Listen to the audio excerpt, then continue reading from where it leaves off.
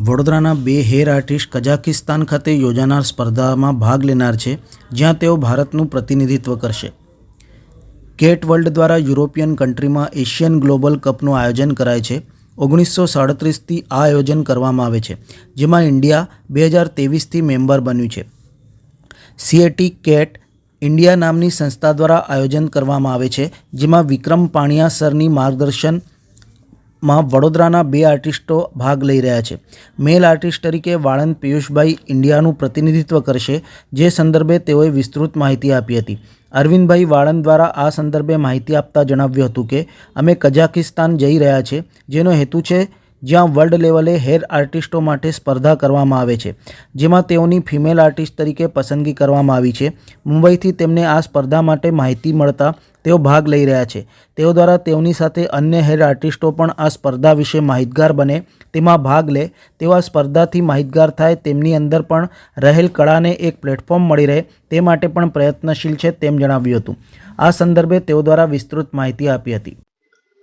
CMC cat world દ્વારા global European કન્ટ્રીમાં આ એશિયન ગ્લોબલ કપનું ઓર્ગેનાઇઝેશન કરવામાં આવે છે 1937થી, જેમાં ઇન્ડિયા 2023થી મેમ્બરશિપ બન્યું છે, જે સીએટી કેટ ઇન્ડિયા નામની સંસ્થા એને ઓર્ગેનાઇઝ કરે છે. જેમાંથી આપણે વિક્રમ પાણિયા સરના અંડરની અંદર અમે આ કોમ્પિટિશનમાં પાર્ટિસિપેટ થયા છે, જેમાં ગુજરાતનો મેલ આર્ટિસ્ટ તરીકે હું એકમાત્ર સિલેક્ટ થયો છું અને હું ઇન્ડિયાને રિપ્રેઝેન્ટ કરવા જઈ રહ્યો છું, જેમાં હું સૌથી બેસ્ટ પરફોર્મ કરીને મારું ઇન્ડિયા માટે ગર્વની વાત કહેવાય અને સારું એવું વિનર થઈને આવું એવી મારી આશા છે. અને મારા દરેક મેલ હેર ડ્રેસર અને જે ફિમેલ હેર ડ્રેસર તથા આ બ્યુટી ઇન્ડસ્ટ્રીમાં જે જોડાયેલા છે એમને એક મોટિવેટ કરવા માગું છું કે આ રીતના તમે ભાગ લઈને ઇન્ડિયાને આગળ વધારીને ઇન્ડિયા માટે એક પ્રાઉડ મુવમેન્ટ ક્રિએટ કરો, જેનાથી આપણા ઇન્ડિયાને હેર ડ્રેસિંગ ફિલ્ડમાં આગળ એક સ્ટેજ મળે અને બધા આગળ આવે. મારું નામ વાળંદ પિયુષ છે. મારું નામ અરવિંદ વાળંદ છે.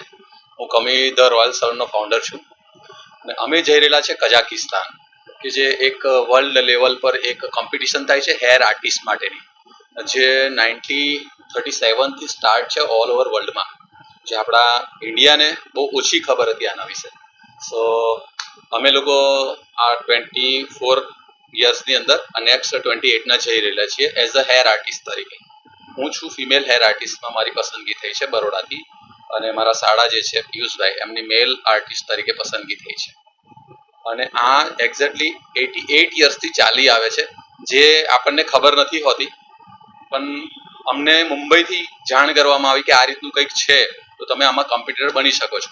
સો અમે ઓનલાઈન ઇન્ટરવ્યૂ આપ્યું અને થોડા અમારા વિડીયો આપ્યા, એનામાં અમારી પસંદગી થઈ છે. અને આ વિશે છે ને ઘણા લોકોને ખબર નથી, એઝ અ હેર આર્ટિસ્ટમાં ઘણા લોકોને ખબર નથી હોતી.